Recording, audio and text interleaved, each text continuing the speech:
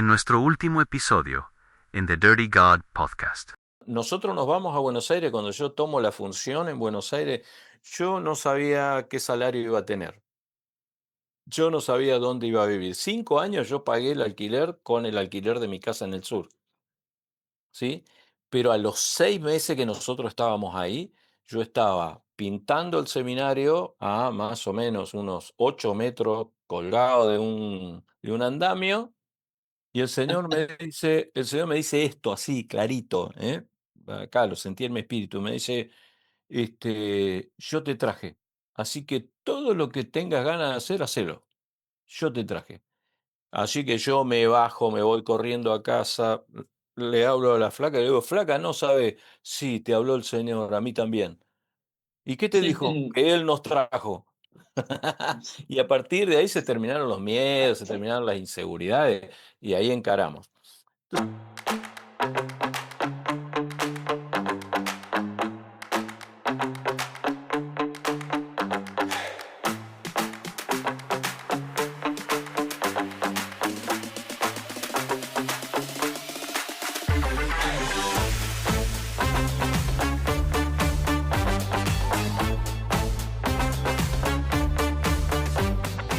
Si somos todos, viste, 10 perros y Messi. Y Messi va a hacer un gol, o dos, o tres, no sabemos.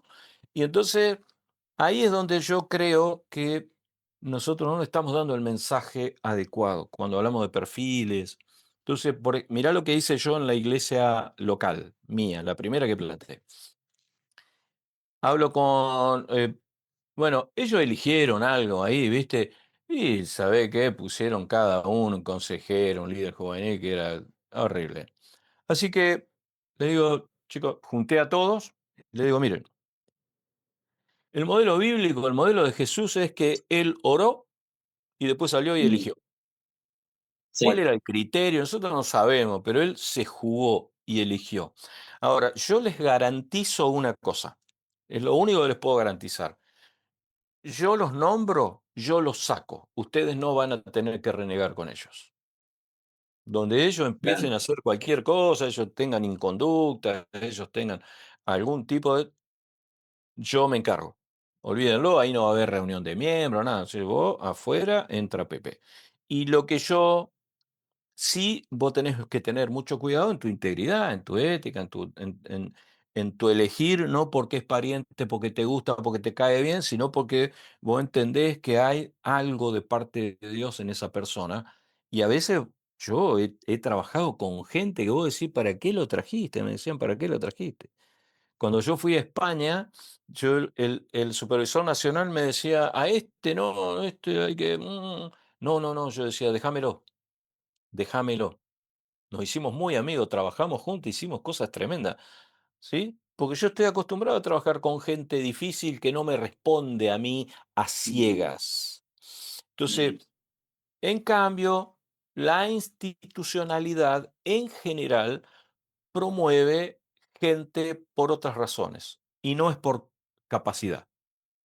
En general no es por capacidad. ¿Sí? En general es por comodidad. El líder no quiere renegar con un subalterno. Y ujú, ahí es donde yo tengo una teoría que puede gustarte o no. Yo entiendo que la iglesia es una institución militarizada, ujú, militarizada. Entonces, más allá del diseño personal y más allá de la gracia multiforme, la iglesia siempre uniforma. mm, Y le gusta el mismo proceso para todos, ¿sí? El Señor tenía conversaciones, una conversación tuvo con Juan, otra conversación tuvo con Pedro, otra conversación tuvo con Tomás, conversaciones así, diseñadas para cada uno, y cada uno fue creciendo y después, pues sí, sí, después a todos los tuvieron que matar para que se callaran la boca, pero no fueron sentados así, diciéndole, bueno, esto es lo que hay que hacer ahora. No, no, no. Pedro, Juan, y a Juan fue el que lo abrazó, lo dejaba que se apoyara en su pecho, era el más jovencito. A Tomás en vez de cuestionarlo porque dudaba, le dijo, no, lo afirmó, tocame, tocame, soy yo. ¿Sí? Y el loco se volvió loco. Entonces, este es el tema. Entonces, cuando las instituciones en general tienen líderes que no les gusta ser cuestionados, tienen líderes que cuando la innovación no viene de ellos, es el acabose. Y mm, entonces, sí, y algo que yo entiendo, que yo lo entendí como pastor, la, la visión de Dios no tiene que venir de mí, puede venir mm. de cualquiera. Ahora, yo soy el que esa visión se lleve a cabo hasta, hasta la última consecuencia. A mí me gusta mucho, mucho, mucho pastorear sin lo que yo llamo atalayas. Hablo de Mm. profetas, hablo de intérpretes de lengua, hablo de gente que tiene palabra de sabiduría, gente que tiene palabra de ciencia, que interpreta sueños. ¿Eso todavía existe? Yo pensé que era solamente hablar en lengua una vez y ya tenía. No, Porque así amigo. funciona más o menos en la iglesia. Estoy siendo sarcástico. Ok.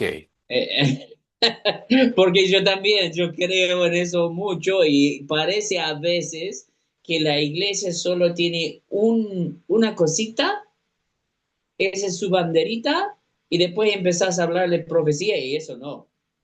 O somos continuistas o no somos. Parece que somos semicontinuistas. Bueno, pero Pero el tema es este. adelante, No, perdón por yo, interrumpir. a mí me toca hablar a los pastores, ¿sí? Yo en toda Sudamérica entrené más de 2000 pastores. Entonces, yo les decía, miren, yo no sé cómo hacen ustedes para pastorear una iglesia sin el teléfono rojo, sin palabra fresca de parte de Dios, sin gente que esté viendo lo que vos no ves. Porque yo hablo en lenguas y hablo varias lenguas y cada vez que hablo en lengua distinta tiene que ver con algo que el Espíritu Santo está haciendo, pero no tengo interpretaciones como dice el apóstol Pablo. Mi mente queda sin fruto, pero sé la intención del Espíritu. Y entonces hay unas lenguas que yo tengo el don de lenguas, hay unas lenguas que el Espíritu Santo cuando habla es que quiere sanar o cuando habla es que quiere traer sabiduría a la persona o algo distinto, lo que sea. Entonces, ahora, yo estoy predicando en La Pampa, en una convención. Última predicación. Predico y comenzamos todos a hablar en lenguas y yo hablo en lenguas y del fondo viene una hermana con un papelito y me dice, pastor, no lo puedo creer, esto es lo que usted dijo a través del Señor. ¡Wow! Yo no tenía forma de saber nada de lo que estaba haciendo, ¿sí? De lo que estaba diciendo, y era la palabra para esa gente, para esa comunidad. Eh, Estoy en una convención en el Chaco. Estaban despidiendo a un pastor viejito, ¿sí? Poner comillas. Y en esa que empezamos a orar, Dios me habla y me dice, anda a decirle que yo no terminé con él todavía. Yo le digo, mirá, Rolando, Dios me dice que no terminó con vos todavía, así que por la duda no te peiné. Este, ¿sabe lo que pasó? A los meses hay un problema en la iglesia más grande del Chaco y el que no sabe quién pusieron como pastor. Al futuro jubilado. Ahí estuvo como 2, 3, 4 años. Entonces digo, cuando uno no está preparado para eso, cuando uno no, porque eso es reino. Ahí es donde vos corres los riesgos. Vos no sabés lo que está diciendo, ¿entendés? Vos no tenés idea del impacto que va a tener eso.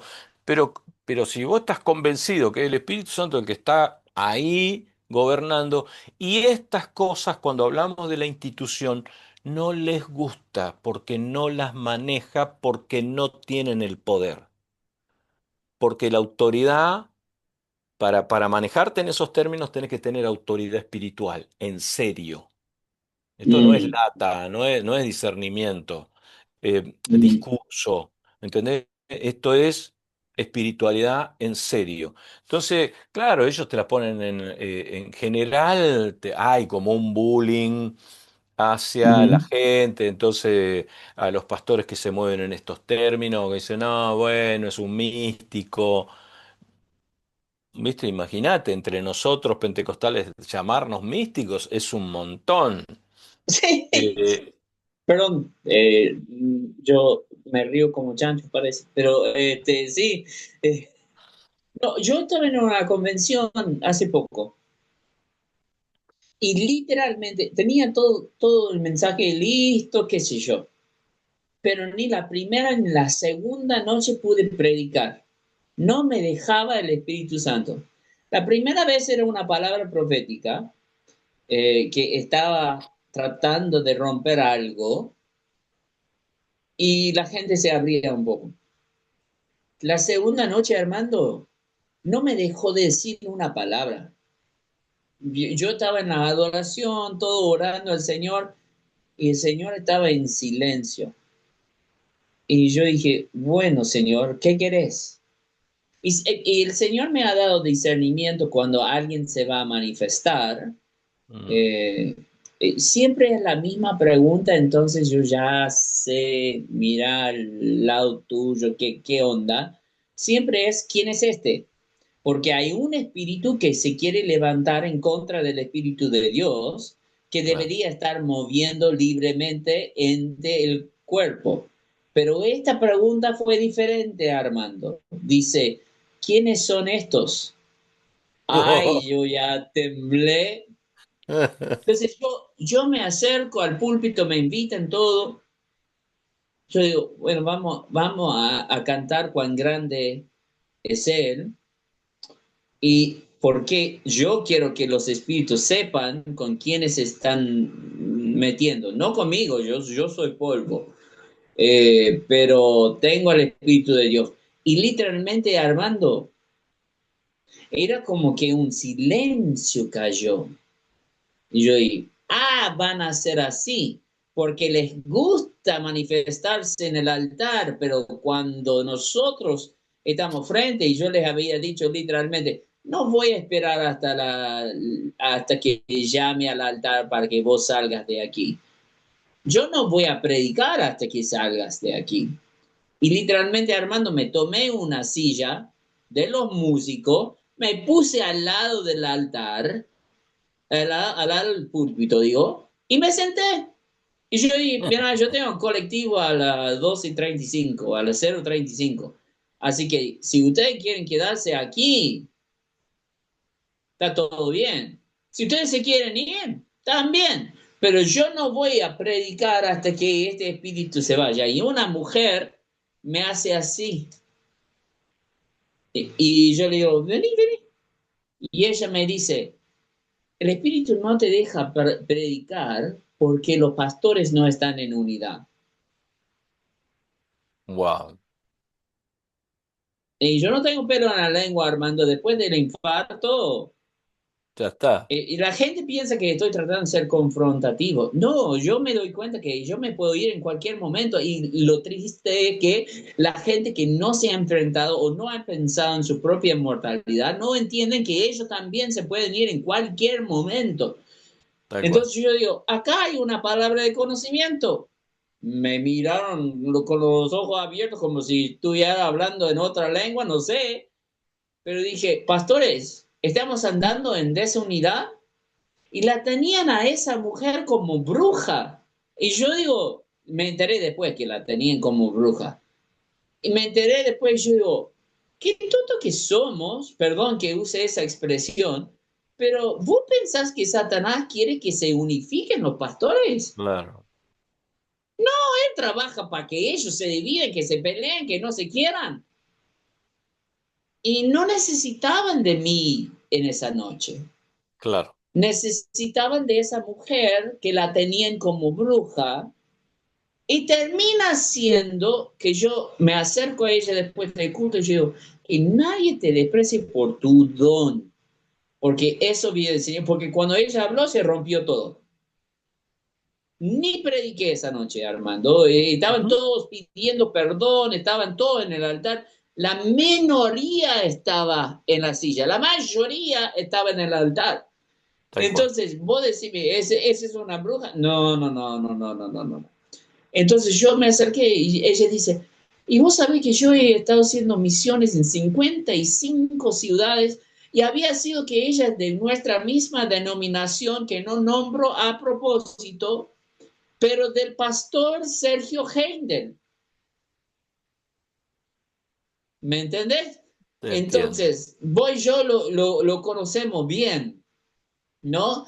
Entonces yo digo, mira hasta dónde te trajo, porque es un lugar acá en el norte, hasta dónde te trajo el Señor. Que Dios te bendiga y que los pastores te escuchen. Eso fue mi plegaria. Está bien. Entonces, esto es lo que a mí me ahoga, Armando. Vos me compartiste algo de Recur, ¿no? Y yo quisiera que veamos eso un toque, pero la gente piensa que estoy siendo provocativo. La verdad nunca es mi intención.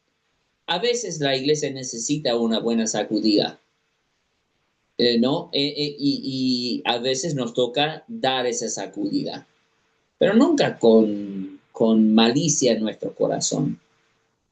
Entonces, yo pienso dos cosas. No tengo tiempo, entonces no voy a jugar el juego de la política. Y número dos, todo lo que estoy haciendo con estos podcasts, con los mensajes que estoy dando, que yo pongo en live y qué sé yo, ¿sabe para quiénes son? Mayormente son para mis hijas, Claro.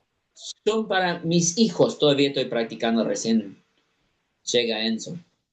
Entonces, para mis hijos, me imagino que vos tuviste el mismo problema, ¿no?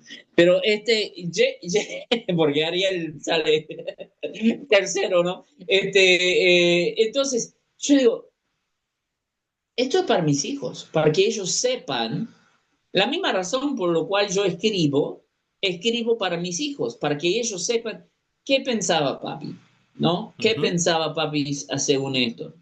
Porque hay cosas que yo como padre, me encantaría preguntarle a mi padre cómo hizo, pero no puedo, mi padre está muerto. Ok. Entonces, yo hago por dos motivos. Primero, para honrar a Dios, vivir en ese reino en vez de una institución. Y yo siempre digo, mi jefe es Jesús, ¿no? Si mi jefe decide mover un empleado de un departamento a otro, ese es el prerrogativo del jefe, Tal ¿no? cual. Segundo, este, yo tengo que vivir en integridad porque tengo pequeños ojos que me están viviendo. Y yo quiero para ellos lo que yo experimenté. Ahora, yo sé que la sociedad es diferente, pero el reino de Dios no cambió. No cambia. Entonces, a ver un poco de este tema, especialmente de la potencia versus la potestad que vos me compartiste de Ricoeur, y también está incluido en un documento publicado que hice para la maestría, pero yo creo que este es clave para que nosotros entendemos cómo es el proceso a que lleguemos a la institucionalización de algo que empezó como un movimiento, Ok. porque nosotros hablamos mucho de identidad y que hay falta de identidad pentecostal, ¿no? Y la verdad es que, según tengo entendido yo, y no es según tengo entendido yo, esta es la realidad, nuestros fundadores de nuestra denominación literalmente ponen que nadie haga denominación de lo que nosotros estamos proclamando. Ellos eran antidenominacionalistas. Ahora, yo no soy así, yo creo que todos tenemos nuestro tribu y nos identificamos bien y a veces es mejor organizarnos para que nosotros tengamos armonía. Pues yo no estoy en contra de hablar, enseñar, charlar, tener predicadores de otras denominaciones que nos dan otra perspectiva, porque la verdad es así, ¿no? Eh, pero no sé cuánto de nuestra audiencia han escuchado del libro El Eslabón Perdido. No sé si vos has escuchado acerca de eso, pero ese es Escuché, pero no lo tengo. es un librito que Ajá. escribió Richard Sperling Jr., hijo. Wow. ¿Y sabe cuál era su pensamiento? Ya te mando PDF después, y cualquier Ok, que quiera, dale. ya mando. Él compara las denominaciones institucionales como la gran ramera de Apocalipsis 17 y 18. Y cuando el Espíritu le dice a Juan, decirle a mi gente, salid de ellas, Mm, de esa denominación. Él dice, nos está hablando a nosotros y esto es lo que nosotros queremos. Queremos un movimiento del poder de Dios. Esto fue el deseo de nuestra identidad primeriza. ok. Pero Y las yo creo que identidades, eso es, dale. creo que esa es la potencia, porque está nacido en el poder de Dios buscando ser como la iglesia primitiva. Porque lo que no saben, bueno, tomen pentecostalismo, lo que no saben, nosotros vamos en realidad en tres movimientos. Empezamos con el movimiento restauracionista, Mm, que no somos los únicos, ¿no? no. Después con el movimiento de santidad, Mm, y finalmente con George B. Cashwell, quien es el evangelista que habla con Tomlinson en ese momento acerca del pentecostalismo, que ya se ha experimentado en la calle Azusa. Ellos lo invitan a la segunda asamblea y ahí empieza Tomlinson a hablar en lenguas y después como que ya nos cambiamos la chapa, ya no somos restauracionistas, ya no somos movimiento de santidad, somos pentecostales. Y hay como una mezcolanza entre todo, pero desde allí, Armando, yo estoy viendo que el gobierno tiende a ser más episcopal que presbiteriano. No sé si vos querés explicar esas diferencias, pero sí me gustaría que, digamos, definamos lo que es la diferencia entre la potencia y la potestas o potestás de Ricoeur y cómo eso afecta a la iglesia en cuanto a la diferencia del reino de Dios que estamos hablando versus la denominación. Nosotros tenemos que entender que hay un proceso eh, que se repite con el pentecostalismo. Hay como una reedición de la iglesia de los primeros siglos hasta el siglo tercero, donde acceden a cosas que no tenían, que no les interesaban en realidad. Pero como la interpretación de los evangelios, eh, el creyente en general nunca termina de entender que los evangelios se dan en el Antiguo Testamento.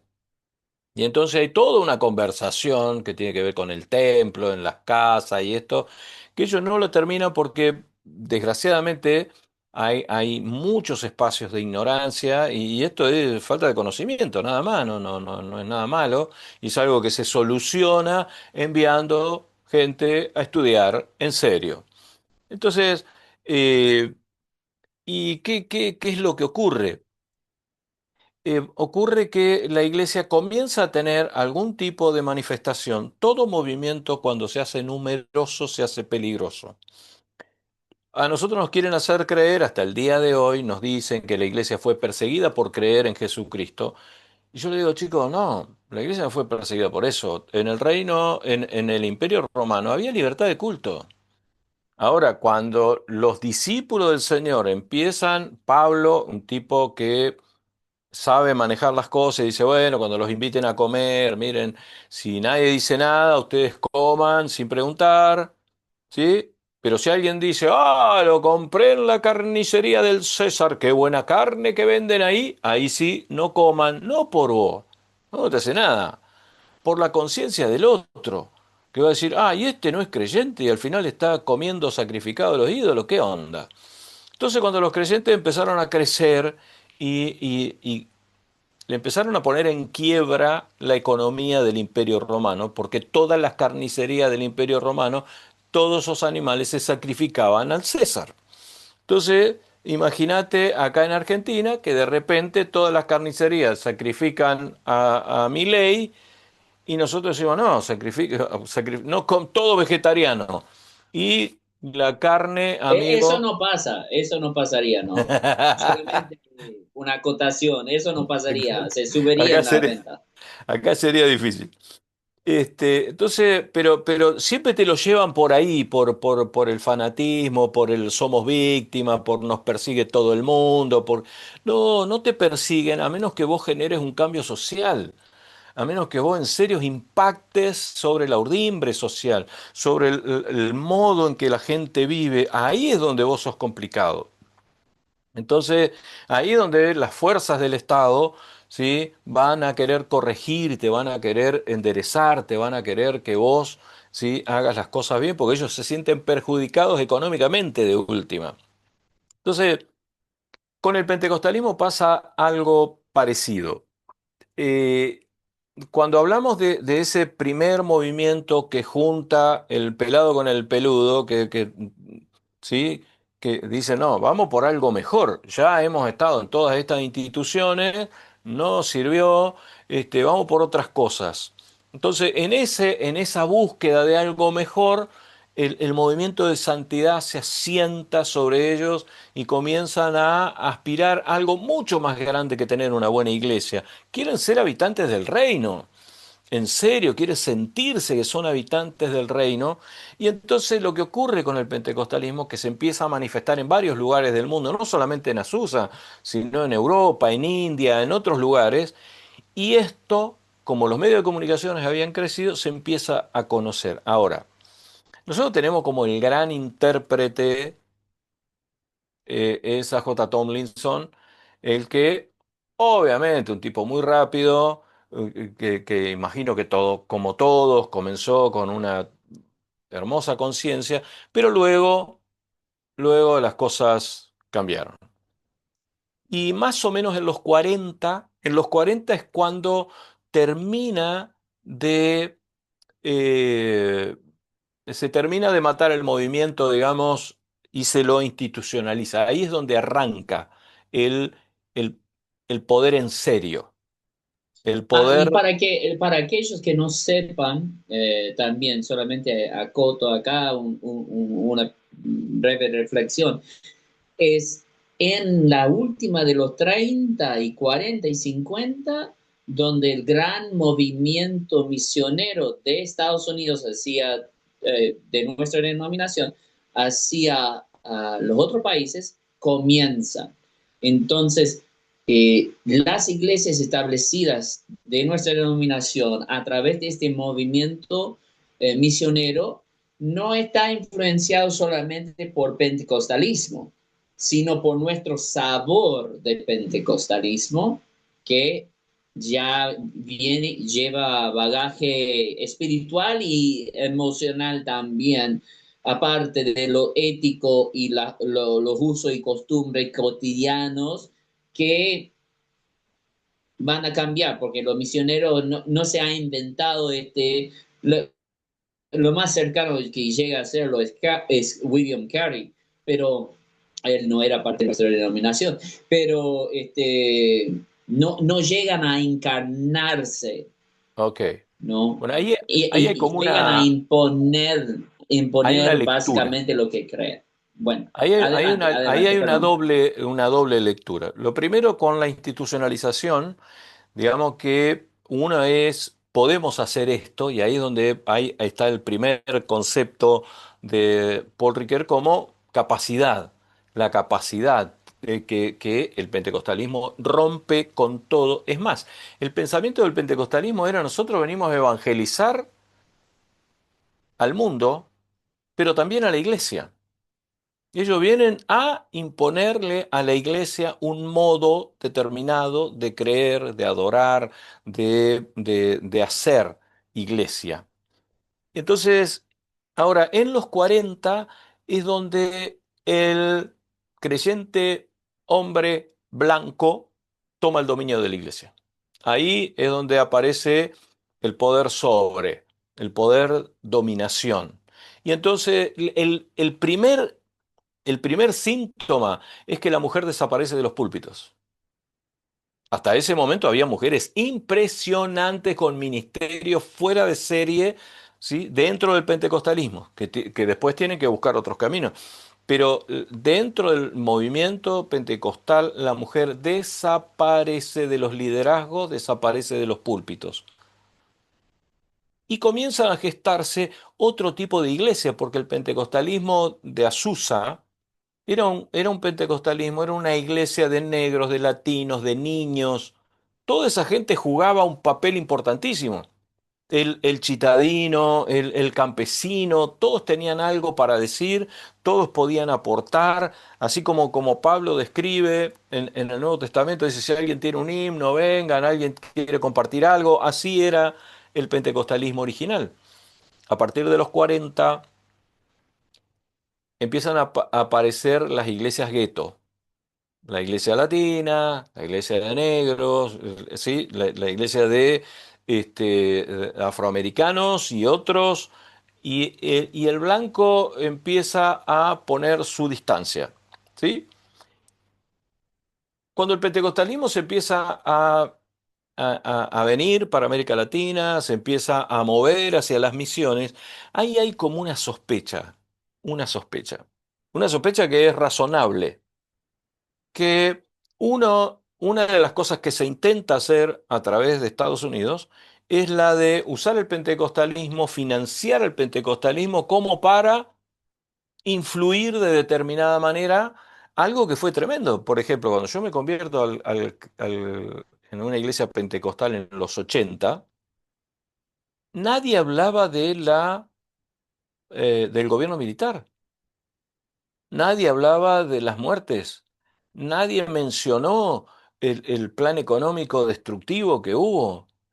Y yo venía de una familia política, de papá que estuvo desaparecido 3 meses, de que nosotros... Y yo no podía creer que la gente no hablara de eso. No sé, pero pará, por eso yo cuando estuve en el seminario, a todos los estudiantes que estuvieron ahí, yo les dije, muchachos, acá hubo una dictadura. Y esa dictadura, y hubo un plan Cóndor, hubo un plan para someter a Brasil, Uruguay, Argentina, Bolivia, Paraguay, Chile, Perú, ¿sí? Orquestado por dólares, por CIA, por todos estos muchachos. Hoy ya hay toda documentación que ha sido desclasificada y se conoce, o sea, no es que estamos inventando y nos estamos sintiendo perseguidos, porque había habido una declaración de Churchill que a Argentina había que matarla porque era un gigante dormido y si permitía que se industrializase podía llegar a ser algo que en algún momento lo fue, ¿sí? Entonces, digo esto porque, ¿qué es lo que se buscaba? Porque nosotros, por ejemplo, yo trabajando en villas, plantando iglesias en villas, conocí un montón de curas, curas que le llamaban curas tercermundistas, que eran los curas de la teología de la liberación, que se identificaban y tomaban la opción por los pobres eran su opción, había que conducir a la iglesia hacia esa gente y ver si lográbamos alguna equidad. Que estaban ahí, estaban presentes, eran realidad. Y nosotros, en general, no estábamos. De hecho, cuando nosotros hicimos todo un movimiento, yo hice toda una movida porque conseguimos una porción de terreno, conseguí un crédito que me lo dieron a mí, no se lo dieron a la iglesia, porque la iglesia estaba en la villa, para poder hacer una loza y reunirnos ahí. Y cuando yo me fui, nunca más nadie atendió a esa gente, nunca más. Entonces, estaba fuera del interés. Entonces digo, el pentecostalismo ha sufrido cosas que, vos decís, yo una vez hablando con una autoridad denominacional pentecostal, él me empezó a decir el dinero que cobraban en dólares de Estados Unidos. Le venía un salario, le venía para la oficina, para el auto, para el estudio de la universidad de los hijos, esto. Eh, yo decía, ¿qué? Entonces voy a decir, claro, uno después cuando uno se mueve, qué sé yo, uno dice, claro, sí, con el tiempo eso desapareció, ¿sí? Porque, digamos, de alguna manera el que paga la fiesta dice que se come, entonces define el menú. Entonces, y ahí había montones de cosas. De hecho, cuando nosotros éramos pichones del pentecostalismo, muchos nos decían, no, guarda que vienen los gringos, y los gringos son los que cortan el bacalao, y nosotros no sabíamos por qué. Pero bueno, era por alguna razón. Entonces, estas son realidades, realidades del pentecostalismo latinoamericano. Y, y el pentecostalismo ha sufrido esta realidad del poder como posibilidad, yo puedo hacer esto, esto viene de parte de Dios, pero cuando el poder se ejerce como dominación, entonces nosotros, por ejemplo, uno de los ministerios, porque yo siempre digo esto, la iglesia se la quedaron los pastores, no era de los pastores, la iglesia era de los apóstoles, pero se la quedaron los pastores. Y para mí, esto es explicativo, no es denigrante, es explicativo. Para mí los pastores son cortadores de pasto. ¿Sí? Yo armo un lindo jardín, lo planto, lo hago crecer, hermoso, grande, y pongo a alguien que corte el pasto, que lo mantenga. Bueno, eso es un pastor. Ahora, cuando vos tenés un evangelista, no, el evangelista quiere poner otro arbolito, poner un frutal, una palmera, hace ese tipo de cosas. No, no, no se conforma con cortar el pasto. El apóstol, ni hablar, el apóstol es el que hace crecer dice, no, probemos en el terreno de al lado, a ver si lo podemos conseguir y nos expandimos. El apóstol va a otros lados. Y la tarea más difícil fue la de silenciar a los profetas. Porque los profetas son los que te descubren los pasteles, son los que te dice dónde está, qué es lo que está pasando. Esto que a vos te tocó hacer a través de esta mujer que dijo, mira, el problema es este, vos no estás pudiendo, porque la unidad, que es es el elemento que manifiesta que Jesucristo fue enviado del Padre, no está presente. Entonces, de lo que sea que vos hables, ¿sí? Vas a ser metal que retiñe. Entonces, eh, la iglesia se lo quedaron los pastores y para cortar el pasto no se necesita mucho. No, no hay mucha explicación. El problema es cuando se te enferma un arbolito y ya, ¿y cómo haces? ¿Entendés? O se te seca el pastito que estabas cortando y te quedas sin herramientas. Y entonces nosotros tenemos en nuestras comunidades, comunidades guerreras, comunidades que se arman y se desarman, y hoy hay toda una movida en la que participan particularmente las iglesias más grandes, que es el movimiento circular de la gente, que no encuentra, no encuentra, no encuentra, va para acá, va para allá. En Orlando decía, no, dice, nosotros acá tenemos la iglesia de los parques, dice, porque van al Epcot, después van a Animal Kingdom, después van a Universal, después van al SeaWorld, y bueno, cuando se cansan, se mueven a otro. Eh, pero digo, ¿eso está pasando en ciudades como esta, por ejemplo? 70.000 habitantes, ¿sí? Y debe haber, no sé, 25 o 30 iglesias, una cosa así. Y es una movida que no se puede creer. Entonces, la realidad es que eh, el poder como Dios quiere y me dio todo para que yo haga esto, y el poder como dominación, que el que ejerce el poder dominante siempre es inseguro, siempre siente que le falta algo y entonces hay que callar, hay que sacarlos. ¿Y a quiénes premios? Premio al de una capacidad pobre, al que no tiene mucho para decir. A mí me ha pasado estar cantidades de consejos de los que busques. Y tenés gente ahí que hace 3 años que está en el consejo, no ha hecho una pregunta. No ha hecho una pregunta. ¿Entendés? Y aparece un líder y dice, bueno, ahora vamos a comprar un avión, y cada uno va a tener que poner $150.000 y después... yo- y nadie decía nada, ¿viste? ¿Así? Entonces yo digo, ¿puedo decir algo? Sí. ¿Vos estás loco, hermano? ¿Qué estás haciendo? ¿De qué se trata esto? ¿Ustedes en serio van a...? Y claro, después pasa lo que a nosotros nos enoja mucho, que cuando se hacen las votaciones por las diferentes propuestas, todos se votan que sí y después nadie hace nada. El que vuelve a su iglesia vuelve y dice, venía a cobrarme, mañana me va a cobrar, yo no te voy a poner un peso. Pero ahí, en vez de discutir y decir, no, mirá, me parece que eso es improcedente, no tiene toda la utilidad que vos crees, es caro para los presupuestos que tenemos nosotros, me parece que no, pensemos en otras cosas, pensemos de nuevo. ¿Sí?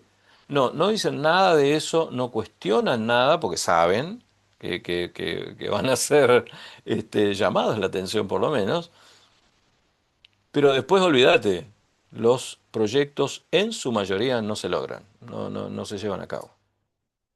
Entonces, bueno, es lo que hay. Eh, es interesante porque hay, aquí me voy a poner vulnerable, me acuerdo si es Salmo o Proverbio, creo que es Salmo, que nos dice que el hombre propone la casa, pero si no es Dios quien edifique la casa, en vano están trabajando Trabajan los los... edificadores, tal cual. Exactamente. Entonces, ¿Sí? ¿cómo, cómo dirías que nosotros regresamos a eso? Porque eso es lo que más me interesa. No me interesa que a vos te crucifiquen, que a mí me crucifiquen. Si Pablo dijo, si nosotros vamos a participar en su gloria, tenemos que participar en su padecimiento. Listo, no hay Está problema. bien, No te, una vez que vos tenés temor a Jehová, no temes a ningún hombre, ¿no? tal Pero cual. lo que sí me interesa y me preocupa son mis hijos. Yo no quiero que ellos crezcan en una iglesia de, de autoridades aparentes, porque la palabra de Dios nos dice, en los últimos días habrá gente que tiene apariencia de Apariencia de piedad piedad. y negarán la eficacia de ella. O sea, no Sí, sé si hemos tomado el tiempo para procesar la segunda parte. Siempre hemos hablado de la apariencia de piedad, sabiendo que no hay piedad, y después negarán la eficacia de ella. O sea, es decir, no lo necesitamos, no lo necesitamos directamente. tengo Nosotros una, sabemos manejarlo. tengo una y te Ya, la cuento. Estaba en un bueno, consejo. Estábamos ah, hablando de un pastor que había cometido un error, que esto, que el otro, y todos hablaban así, bueno, hay que echarlo, que esto, que el otro. Yo le digo, chicos, paren un cachito. ¿De dónde queda la misericordia y el amor? Si vos sos pecador igual que él, solo que a vos no te engancharon, dale.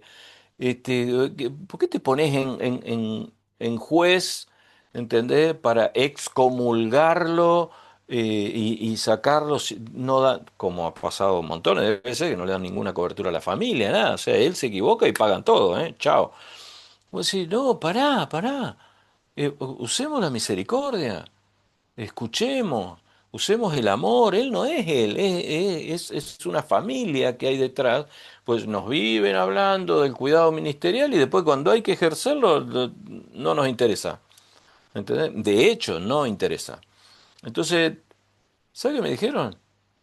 Me dijeron, no, dice, bueno, eso del amor, la misericordia, está todo muy lindo, dice, pero acá hay que tomar decisiones. Yo le digo, así, ¿eh? Estamos hablando de gente muy clave.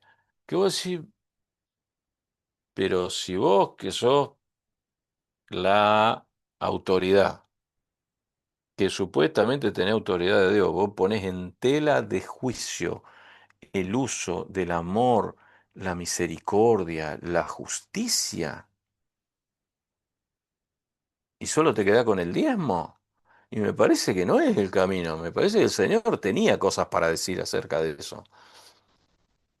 Así que era Pero ese es cortita. el tema, ¿no? O sea, vos tenés situaciones como las que estamos hablando, donde depende de quién sos, tapan o revelan. Tal cual. Y estamos hablando de cosas bravas, ¿no? Cosa que implica personas de la iglesia, cosa que implica iglesias enteras. Y yo tengo una teoría, Armando, no sé si es una hermenéutica correcta o no, vos tenés más experiencia en eso que yo, así que corregime si estoy mal. Pero yo leo a Lucas 15 y yo creo que está hablando de tres perspectivas. O sea, está hablando la misma parábola, pero de tres perspectivas diferentes, ¿no?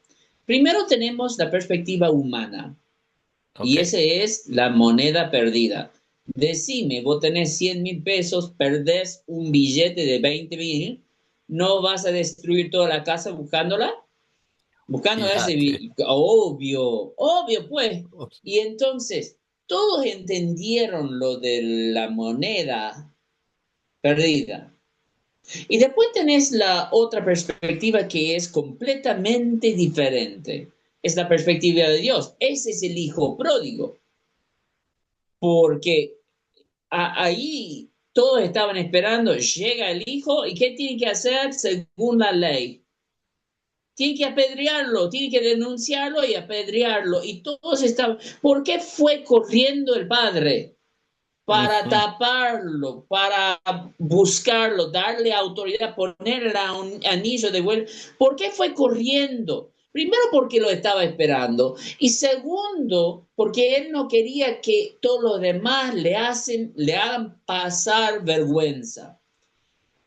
Ok, eso es como Dios mueve, que no tiene ningún sentido para nosotros. Pero Claro. allí en el medio está la parábola de la oveja perdida, ¿no? Y ahí para mí es la perspectiva ministerial donde debería confluir lo humano con lo divino, pero no tiene sentido, ¿ok? Le voy a explicar así. Si yo tengo 100 ovejas y soy pastor y estoy encargado con 100 ovejas, y estamos hablando no de pastor de religioso, un pastor que tiene Sí. ovejas, ¿sí? Yo tengo 100 ovejas y uno se me pierde, ¿es lógico que yo deje a los 99 para buscar al uno? No, prefiero cortarme las pérdidas porque es uno. Uno de 100, ok, cuidé a los 99, pero ¿y ese uno? Y Cristo lo dice como si fuera criterio. Él dice, ¿quién de vosotros no iría en búsqueda de ese uno? Y la gente empieza, para mí, empieza a rascar la cabeza y decir, nadie, nadie haría eso. Pero para mí eso es la perspectiva ministerial ahí. Tal cual. Porque tal como buscamos a la moneda y como el padre busca a su hijo, nosotros hemos de buscar a las ovejas. Pero el Y problema, yo no sí, veo, yo veo que la gente empieza a cortar lace como racional, es decir, bueno, es uno. Pero vos no sabés cuál es el plan de Dios y si nosotros tuviéramos esa potencia de la iglesia, de vivir en el reino, no estaríamos constantemente buscando a esos unos que institucionalmente estamos cortando y decimos, bueno, pero por lo menos nos quedamos con los 99. El problema ahora es que no es uno. Lo que no. estamos viendo es que hay un éxodo. y estamos quedando con edificios vacíos, estructuras huecas. Y yo digo, ¿será porque no estamos buscando las ovejas? ¿O las ovejas están olfateando a Ezequiel 34, que no tienen pastores que los cuidan, sino se Claro. engordan de ellos, toman su leche y se visten de su lana, pero los deja a la deriva? Bueno, ahí hay algo que es como experiencia. Yo tengo amigos que crían ovejas, estamos hablando de 25.000 ovejas, y cuando hay tormenta, tormenta de nieve, ellos salen en moto y en cuatri a buscar 3 ovejas perdidas, las salen a buscar. Ellos tienen una conciencia que yo siempre lo puse como ejemplo. Yo le decía, no puede ser que un tipo que cría ovejas acá a 100 kilómetros en el medio de la pampa, se le pierde 2 ovejas y las sale a buscar con 15 grados bajo cero y 20 centímetros de nieve y la busca hasta que la encuentra y la trae al corral que corresponde. Y nosotros, yo digo, no, no lo hacemos.